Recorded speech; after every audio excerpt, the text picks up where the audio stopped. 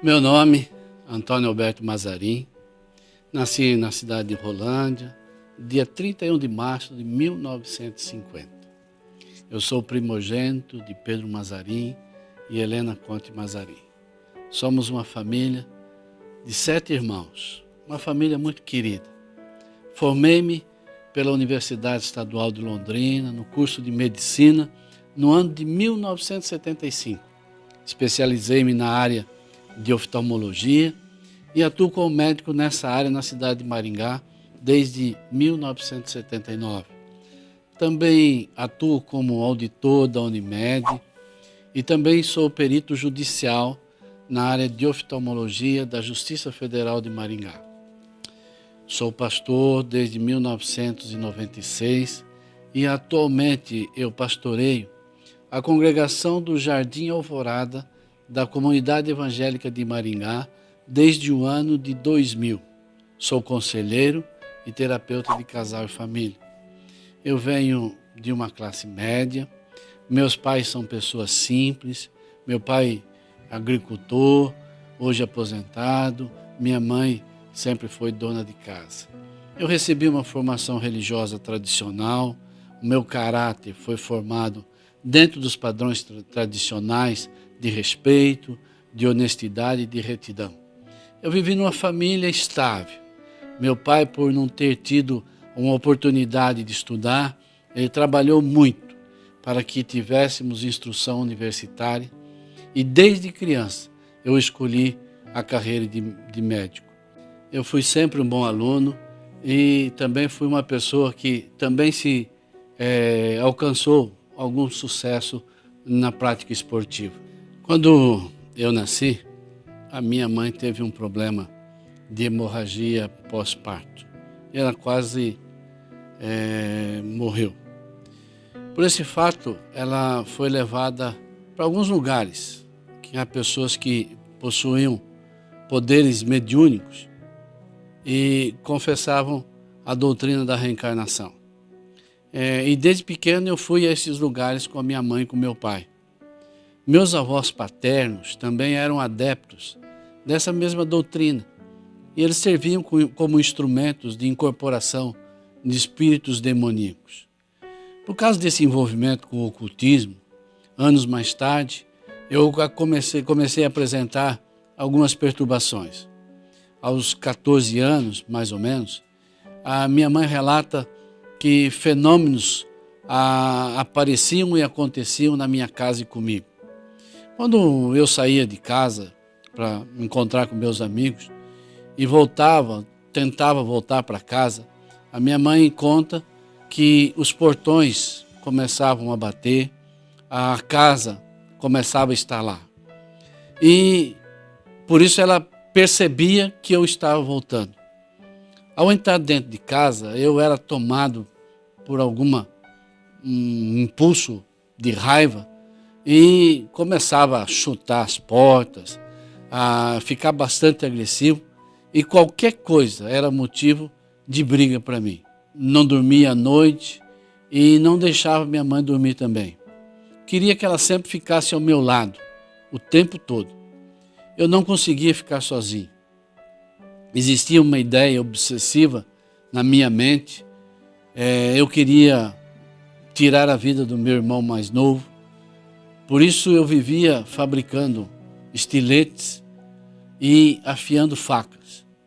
E sempre eu ouvia uma voz que falava para eu pegar um martelo e dar uma martelada na cabeça desse meu irmão. E também havia muita briga com as minhas irmãs. Eu era uma pessoa bastante nervosa e muito introvertido. Quase eu não conversava. Eu permanecia sempre calado, como se estivesse dentro de uma concha. A minha mãe conta que por quase um ano eu causei essa preocupação. E por causa disso eu fui levado a muitos lugares para que eu pudesse ficar livre. Fui levado a alguns centros, a benzedores, alguns padres também me benzeram. Todos da minha família acreditavam que essas pessoas possuíam poderes milagrosos e mediúnicos que poderiam me deixar livre e que explicariam o que estava acontecendo comigo. Certa vez, me levaram para um padre velhinho numa cidade do estado de São Paulo, e ele me disse que para que a minha mãe abrisse o meu travesseiro, e minha mãe, quando chegou em casa, fez isso. Encontrou uma quantidade de coisas estranhas dentro do travesseiro. O travesseiro era de paina, e a minha mãe encontrou cabelo amarrado feito trança, encontrou pena de galinhas, tranças feitas com roupas velhas. Minha mãe conta também que, quando pequeno, minhas roupas sumiam do varal. Quando eu tinha as crises, eu subia em cima da casa, e quando eu descia, eu queria arrebentar com tudo o que havia dentro de casa. Meu pai, um homem forte, e mesmo com toda a sua força, ele não conseguia me segurar.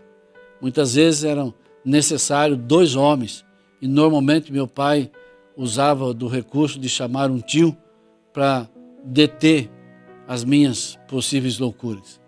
Eu só ficava no estado normal quando eu estava fora da minha casa. Fora de casa eu não tinha nenhum problema, não sentia nada, eu estava tranquilamente bem. E por isso meus pais, bastante preocupados com essa situação, eles começaram a procurar solução para o meu caso. E por isso buscaram solução em lugares errados, que hoje eu sei que são errados, mas eles não tinham, isso era por falta de orientação.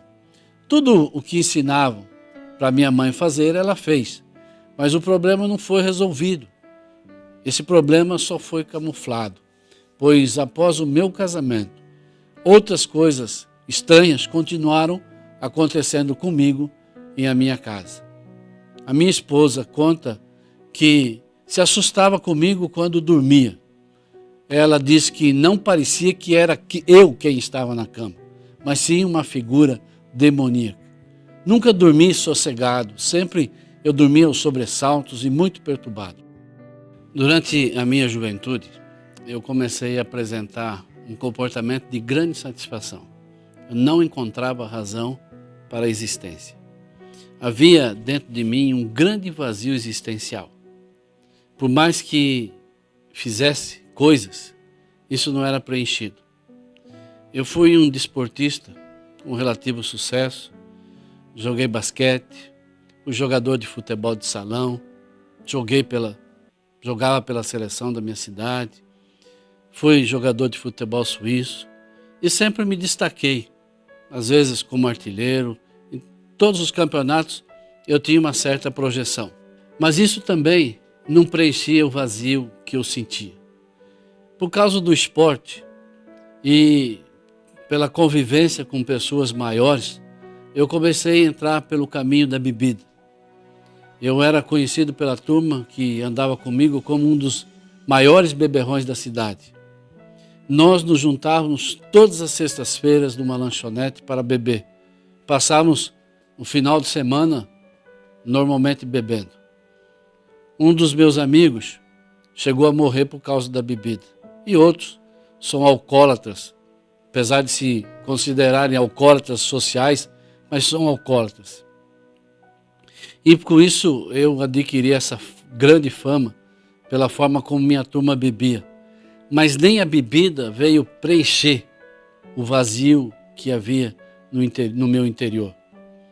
Já na faculdade de medicina, e mesmo até depois de formado, já um profissional, essa insatisfação me acompanhava. Eu não conseguia me sentir completo. A minha alma tinha um buraco. E por causa dos estudos eu me tornei uma pessoa cética.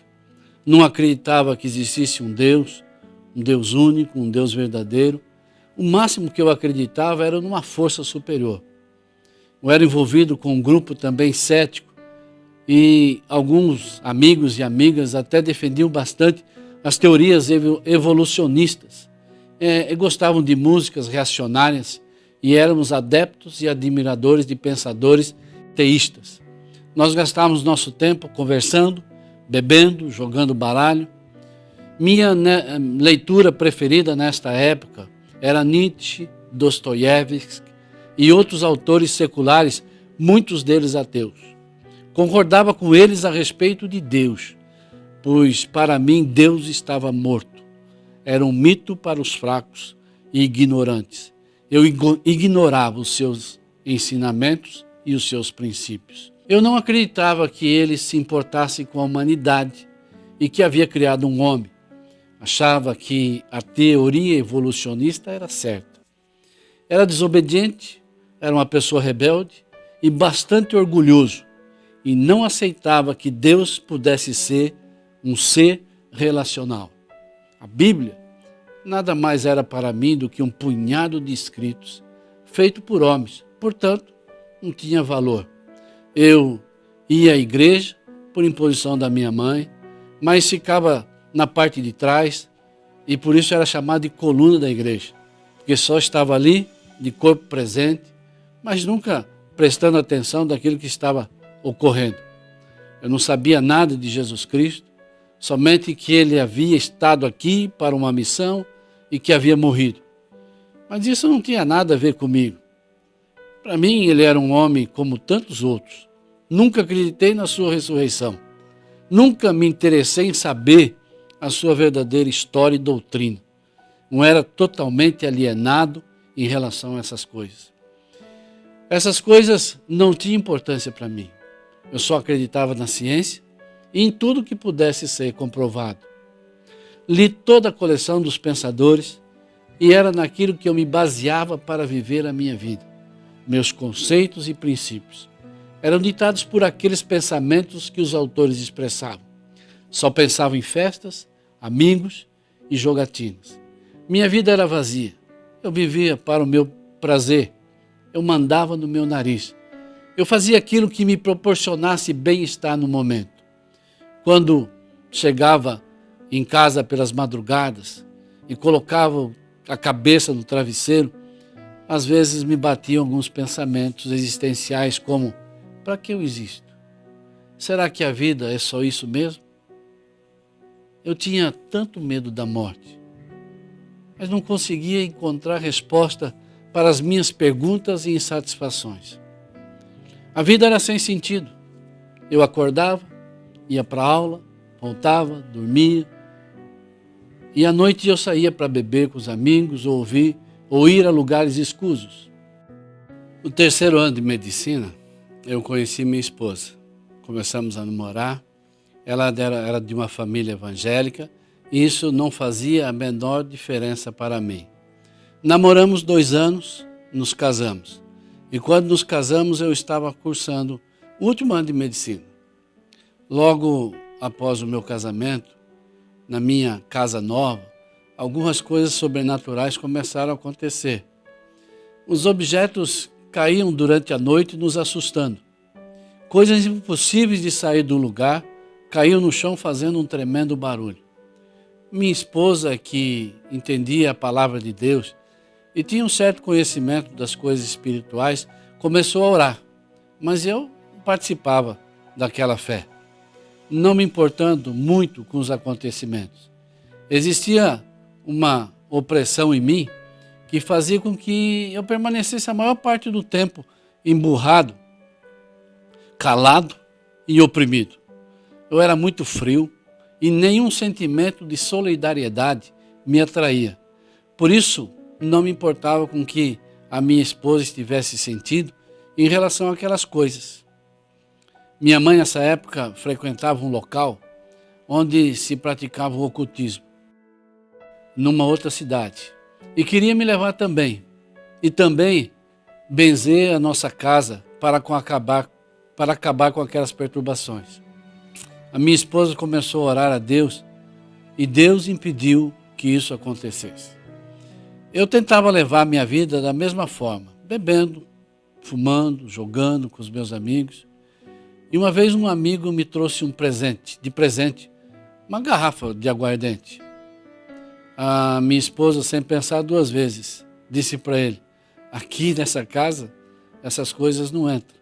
E jogou, pia, adentro, todo o conteúdo da garrafa. Ele ficou abismado com a atitude dela. Embora ela não tivesse uma grande experiência com Deus, ela tinha temor e sabia que era certo. Hoje, esse amigo também é uma pessoa convertida em Jesus Cristo.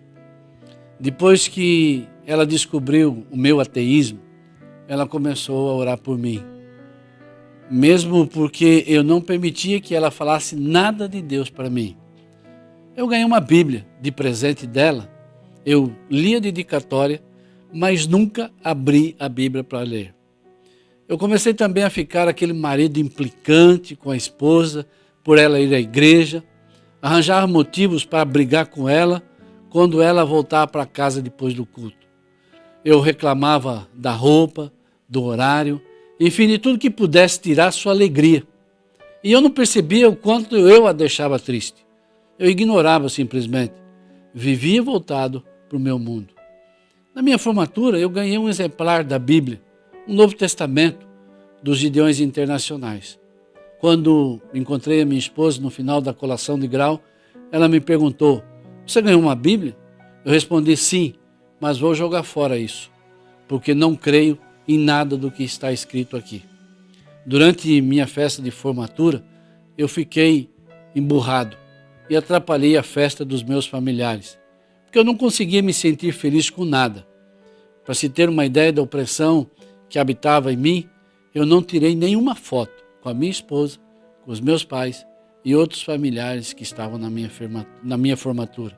Eu permaneci emburrado o tempo todo. Eu não sabia, mas nessa época minha esposa frequentava umas reuniões de um querido pastor Messias Anacleto Rosa.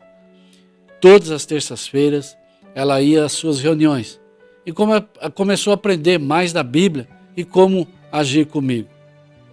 Minha esposa ficou grávida no primeiro ano do nosso casamento e já nessas reuniões do pastor Messias, ela aprendeu a orar por meu filho. E ainda, com meu filho no seu ventre, ela lia para ele a palavra de Deus.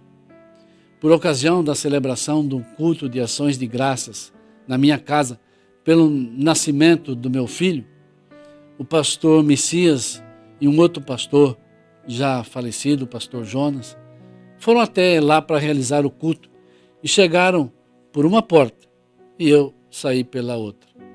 Não me importei nem um pouco de ser mal educado. Eu não queria me encontrar com aqueles pastores. Eu não tinha nada para falar com eles. Minha esposa, bastante envergonhada, deu uma desculpa e explicou que eu estava atrasado para o trabalho. Porém, após 3 anos de casamento, onde já havia bastante insatisfação de ambos os lados, minha esposa falava bastante em separação, mas eu não queria me separar. Mas eu não conseguia mudar o meu comportamento e também não fazia nada para melhorar. Ela orava por mim para que Jesus me salvasse e fez um voto a Deus. Diante dessa situação que nós estávamos vivendo, eu comecei a orar e a pedir a Deus: Senhor, o que fazer? E Deus me deu uma palavra. Na carta de 1 Pedro 3, onde ele diz: semelhantemente vós mulheres, sede sujeitas aos vossos próprios maridos, para que também, se alguns deles não obedecem à palavra, pelo porte de suas mulheres, sejam ganhos sem palavra. Diante disso, eu entendi que seriam sem palavras, seria pelo meu comportamento, seria pelo meu testemunho. E por isso eu resolvi fazer um voto a Deus. Eu falei: Senhor, eu vou estar orando todos os dias, às 4 horas da tarde, até que meu marido se converta. E durante 3 anos eu me ajoelhei e durante a tarde eu orava e pedia que Deus salvasse meu marido. No ano de 1979, uma tarde, um amigo nosso chegou na nossa casa. Ele era um bioquímico na cidade de Rolândia. Ele era evangélico e meu marido não simpatizava com ele pelo fato dele ser crente. Ele chegou na minha casa à tarde com um livro na mão e me disse: Noã, o Senhor me mandou trazer esse livro aqui para o Mazarim ler. Eu falei: Elias, meu marido não lê nada, mas eu prometo que eu vou ler o livro e vou tentar passar para ele. E assim eu fiz, eu li o livro. Ele deixou o livro lá. Eu devorei o livro, porque foi uma das leituras mais marcantes da minha vida. Aquele livro me trouxe fé, me trouxe esperança. Quando eu terminei de ler o livro, eu deixei o livro sobre um móvel. E o meu marido, chegando do plantão, chegando do hospital, olhou e viu aquele livro e perguntou: que livro é esse? Eu falei: esse livro é um romance policial. Na verdade, foi o Espírito Santo que me deu essa orientação para que eu dissesse que era um romance policial. O livro o estilo literário dele é um romance policial. Mas essa ideia não veio de mim, veio do Espírito Santo. Por eu ter dito isso, meu marido pegou o livro e começou a ler. O livro era Foge, Nick, Foge.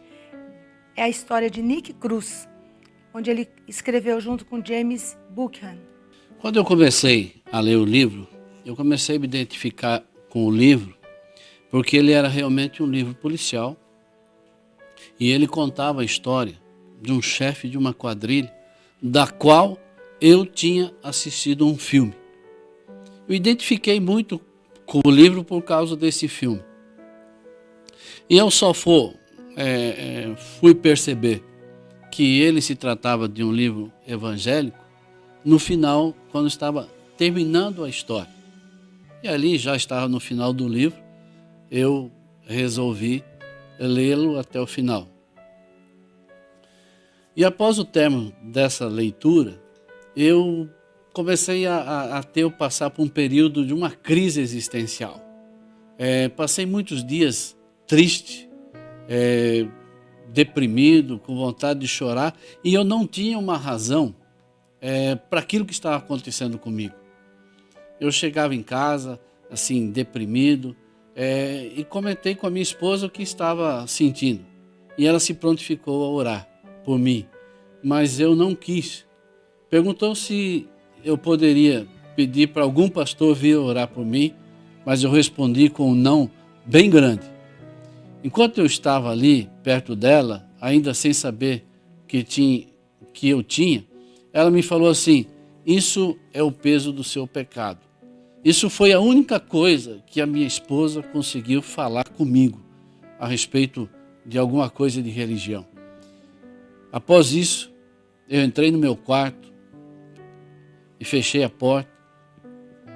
E eu me ajoelhei ao lado da cama e fiz uma oração e disse: ó Deus, eu não acredito que você exista, mas se você existir e mudou a vida desse sujeito do livro, eu quero ver você mudar a minha vida. Quando eu fiz essa oração, que foi a oração mais sincera e a única que eu já tinha feito, eu senti uma alegria muito grande, como se Deus tivesse colocado a sua mão dentro de mim, arrancado todo aquele medo da morte, toda a tristeza, a insatisfação e a angústia.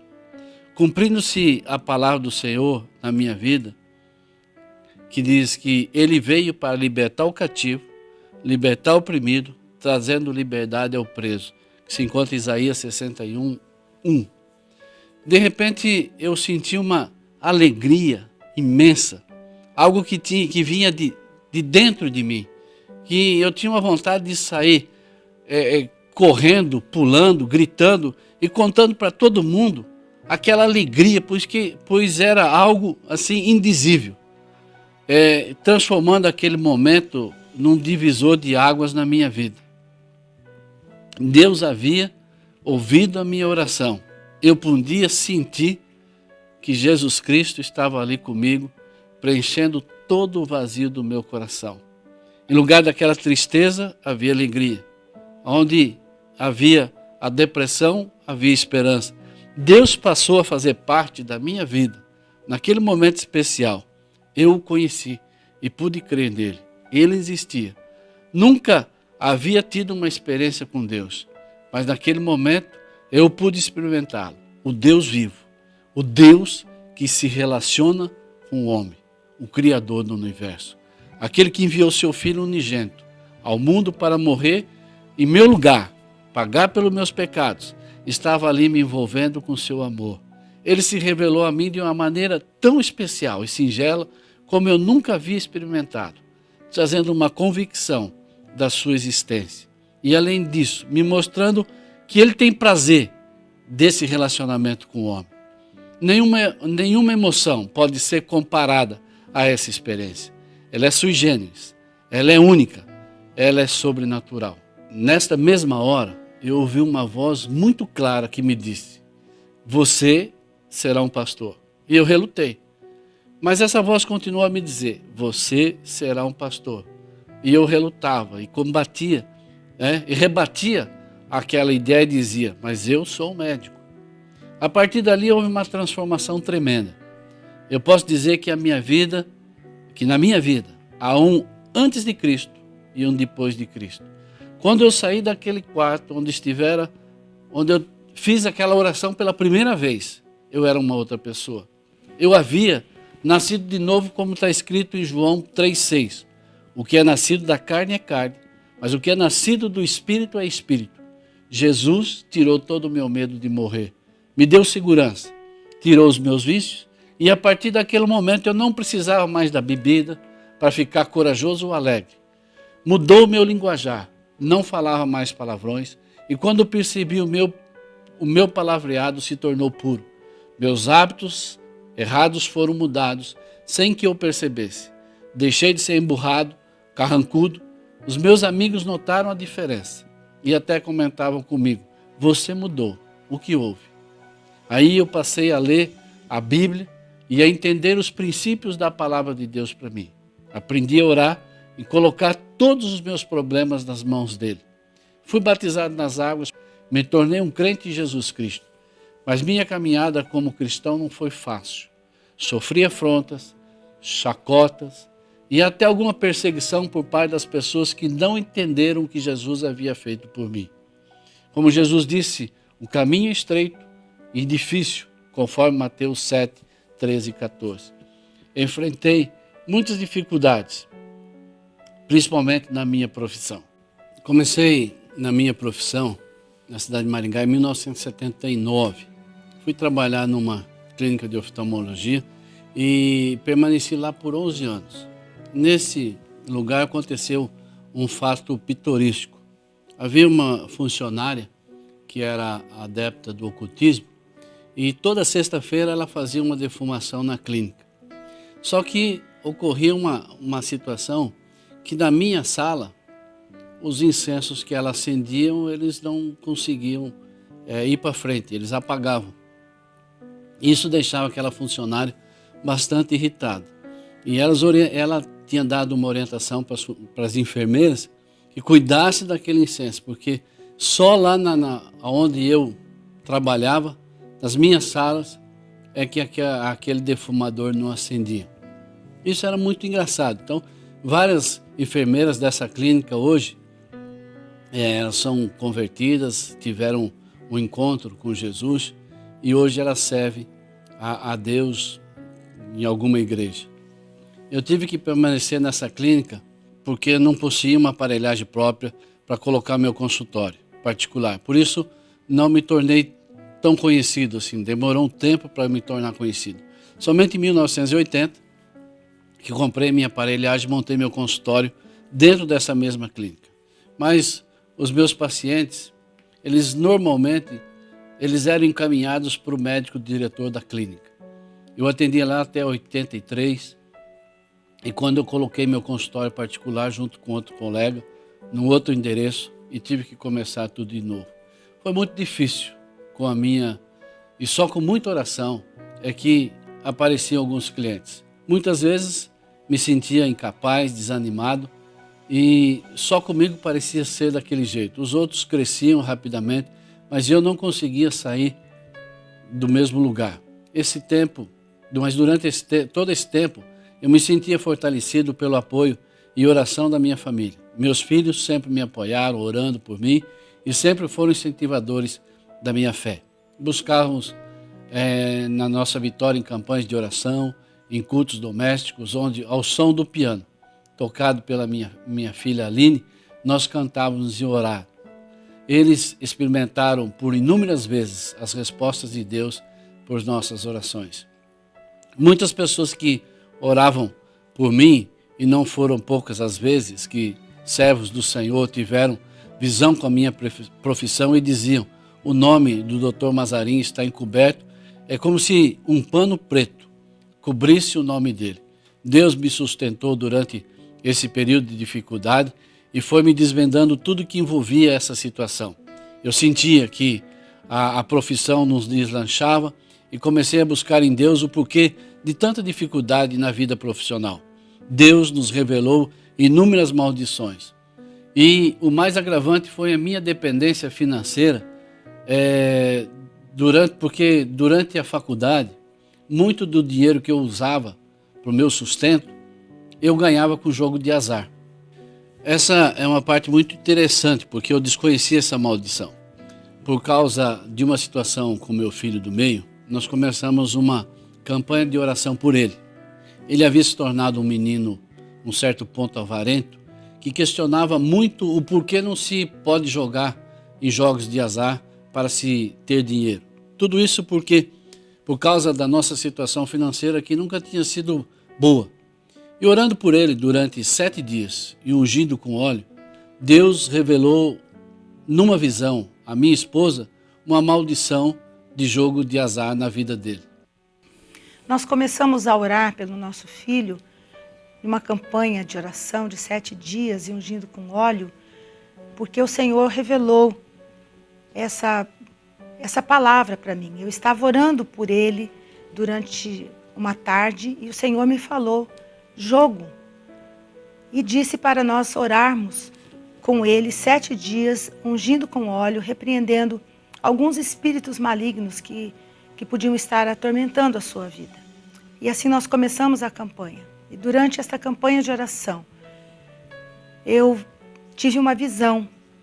O Senhor me mostrou aquela bola branca do jogo de snooker correndo sobre uma mesa. E eu perguntei: Senhor, o que é isso? E o Senhor me disse: maldição de jogo de azar.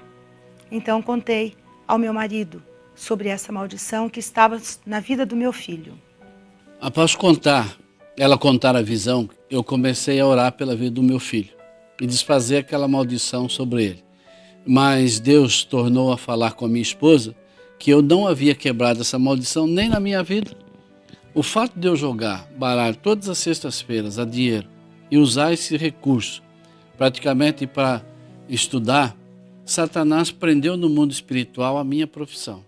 Era como se ele dissesse: você agora é de Jesus, mas estudou com dinheiro de jogo. Você usou os meus recursos para estudar. Ele fazia disso um trunfo para me prejudicar. Ele tinha uma carta na manga contra mim. Como ele não podia tocar mais na minha vida espiritual, ele tocou na minha vida profissional, para que eu desistisse de seguir a Jesus. Satanás segurou quanto pôde esse trunfo até que foi desvendado. E isso durou muitos anos. Como diz a palavra de Deus em 1 Coríntios 4, 5, portanto, nada julgueis antes do tempo, até que venha o Senhor, o qual não só trará à luz as coisas ocultas das trevas. A minha vida financeira foi tão apertada e eu vivia endividado. Sofri muito com a escassez e por muitas vezes eu murmurava e vivia ansioso, porque não se resolvia aquela situação. Cheguei muitas vezes a desespero e não encontrando saída. Dentre as maldições na minha vida, existia uma que Deus revelou à minha esposa e ao meu filho do meio, o Aloísio. Eu não conseguia crer na providência de Deus para a minha vida secular, porque a minha mente havia sido impregnada com conceitos ateístas, e isso me impedia de ter fé integral no meu Senhor. Deus havia falado à minha esposa que havia ataduras e amarras na minha mente. E depois de uma semana de oração e unção com óleo, o Senhor me curou e a minha mente foi transformada de maneira que, a partir dali, eu creio que Deus podia também resolver os meus problemas financeiros. Quanto à maldição do jogo de azar, orei confessando o meu pecado, pedindo ao Senhor que desligasse no mundo espiritual toda a legalidade baseada naquela palavra que Jesus disse: tudo que desligares na terra será desligado nos céus, em Mateus 18:18. Foi assim que eu fiquei livre dessa maldição e a minha vida profissional deslanchou. Meu filho também teve uma mudança radical e passou a pensar diferentemente. Hoje, ele é um empresário bem-sucedido para a glória de Deus. Eu passei a ter muitos clientes com isso, solucionei os meus problemas financeiros. O meu consultório, a partir do outro dia, nunca mais ficou sem clientes.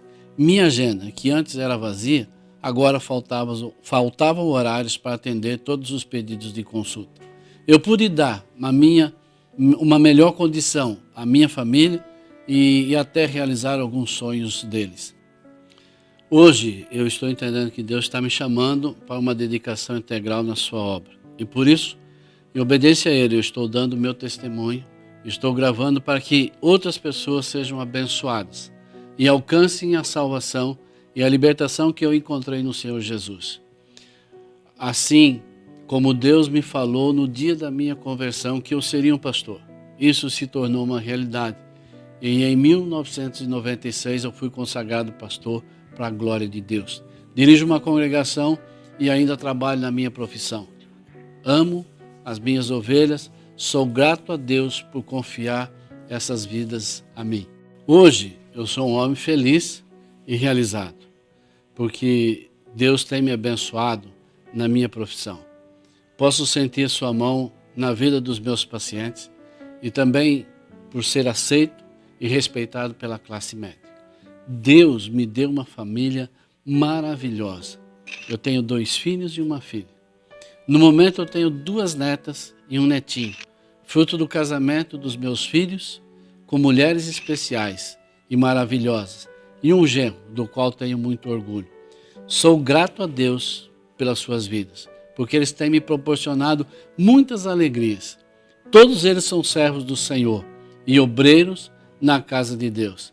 Servem ao Senhor, louvando-o com seus instrumentos, pois todos eles são músicos. Sou grato a Deus pela minha família de origem. Amo os meus pais, oro por eles e sei que tudo quanto fizeram foi com o melhor das intenções e de maneira alguma eu os responsabilizo pelos infortúnios e dissabores pelas quais eu passei, mas sim o inimigo das nossas almas que a todos quer destruir. Por tudo isso eu dou glórias ao meu Deus que me escolheu, me salvou e me abençoou, chamando-me para o seu serviço, o qual me tem usado para aconselhar, pregar, ensinar, orar por enfermos, tanto na igreja onde eu sou pastor, como no meu consultório. Eu posso dizer que Deus tem sido meu Pai, meu amigo, o meu conselheiro, o meu Senhor e Salvador, o qual eu serei eternamente grato. A Ele eu dou toda a honra, toda a glória. E por isso hoje eu posso dizer que antes eu o conhecia de ouvir falar, mas hoje os meus olhos o veem